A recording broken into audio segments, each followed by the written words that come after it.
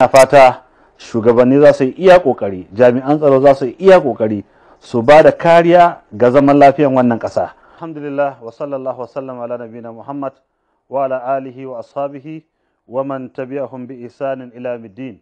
Yan uwa musulmai, assalamu alaikum wa rahmatullahi wa barakatuhu. Kowannen mu ya san abin da yake faruwa a wannan ƙasa tamu Najeriya, don haka kira ne ga al'umman musulmi, musamman jagorori, malamai da limamai da sauran iyaye, sarakuna da masu faɗi a ji. Ya kamata kowannenmu ya fito ya yi magana akan muhimmancin zaman lafiya da kuma daina wannan zanga-zanga. Addinin musulunci bai yi umarni da fito na fito yayin da aka samu damuwa kowane iri. Akwai hanyar da musulunci ya yarda ka bayyana damuwarka, ka bayyana yadda za a ɗauki mataki. Kuma fitina ba a san ina za ta kasance in ta fara ba, kuma ina za ta kai. Don haka 'yan uwa al'ummar musulmi duk inda suke, ina kira gare ku, musamman limamanmu da sauran shugabanni na wannan kungiya tamu mai albarka da al'ummar musulmi baki daya. Zaman lafiya bukata ce ta kowa da kowa. Ni ina so, kai kana so, sarakuna suna so, masu mulki suna so, talakawa suna so, musulmi yana so, wanda musulmi ba yana so. Shi yasa Qur'ani yace wattaqu fitnatan la tusibanna alladhina zalamu minkum khassa. Ku ji tsoron wata fitina wadda mutum guda zai jawo ta, amma ba ta tsayawa a kansa, sai ta gaba kowa da kowa. Don haka mu tashi mu hana wannan zanga-zanga, ba karantarwan addinin musulunci ba ne. Idan har masu bukatan nan a dakatar da SARS, an ce an dakatar, amma har yanzu ba su daina ba, kuma cikin jawabansu ya nuna manufarsu ya fito ciki. Don haka mu muna neman zaman lafiya. Matasa su ne ƙashin bayan al'umma.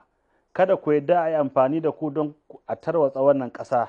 Ƙasar nan tamu ce, zaman lafiya muke bukata. Ina fata al'umma za su ci gaba da addu'o'i da kuma jan hankali. Su ma hukumomi, jagorori su sani Allah maɗaukakin sarki ya sanya musu tsaron dukiyan al'umma da jininsu, zaman lafiyansu, ƙwaƙwalwarsu da duk wani abin da zai tada hankalin al'umma. Wajibi ne shugabanni su yi adalci, su tabbatar da cewa an hana, kuma hakan shi ne zai taimaka wa ainihin wato zaman lafiya. Ina fata shugabanni za su yi iya ƙoƙari, jami'an tsaro za su yi iya ƙoƙari su ba da kariya ga zaman lafiyan wannan ƙasa. Manzon Allah tsira da amincin Allah su tabbata a gare shi ya umarce mu da tsayawa wurin umarni da aiki mai kyau da hani da mummunan aiki. Hadisin Huzaifa, manzon Allah sai da ya ce wallazi nafsi biyadi, ina rantsuwa da wadda rayuwa take hannunsa, la ta'murunna bil ma'rufi wa la tanhawunna 'anil munkar aw la yushikanna Allahu an yab'asa alaikum iqaban minhu thumma tad'unahu fala yustajabu lakum.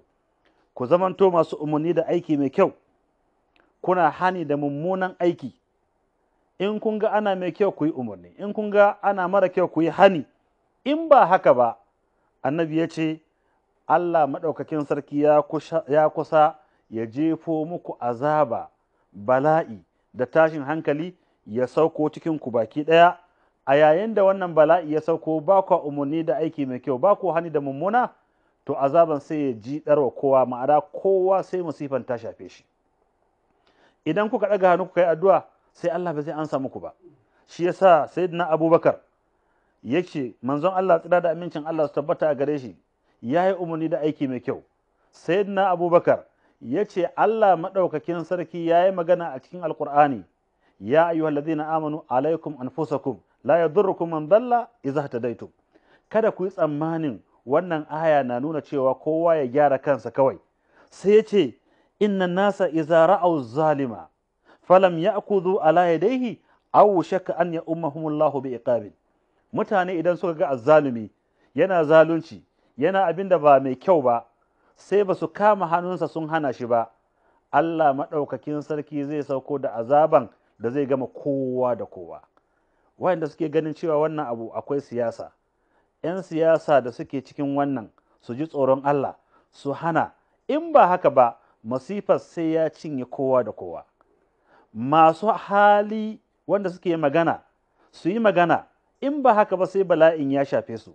Duk wanda yake da daman ya hana wannan tashin hankali bai hana ba, to idan abin ya ruru ya kai ko ina, sai shi kansa ya yi nadama, sai abin ya shafe shi. Ya ku matasanmu, kada ku yadda a yi amfani da ku wurin rusa ƙasanku. Ƙasarmu Najeriya ƙasarmu ce, ina fatan kowa ya fito ya nuna bai amince da wannan ba, kada wani ya shiga cikin wannan zanga-zanga. Allah ya muku albarka, matasanmu, Allah ya muku albarka.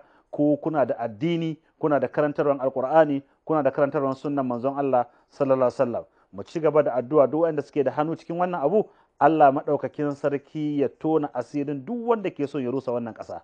Allah ya ba mu zaman lafiya, Allah ya zauna da Najeriya lafiya. Sannan duk wanda ke da hannu, jami'an tsaro da hukuma a ɗauki matakin daƙile wannan, kuma a kama a hukunta duk wanda ke neman ya rusa wannan ƙasa. In an yi wannan, an yi abin da ya kamata. Sannan mu yi addu'a Allah ya zauna da ƙasar mu lafiya. Allah muke roƙo ka zauna da Najeriya lafiya, ka ba wa Najeriya zaman lafiya, ka haɗa kan wannan ƙasa.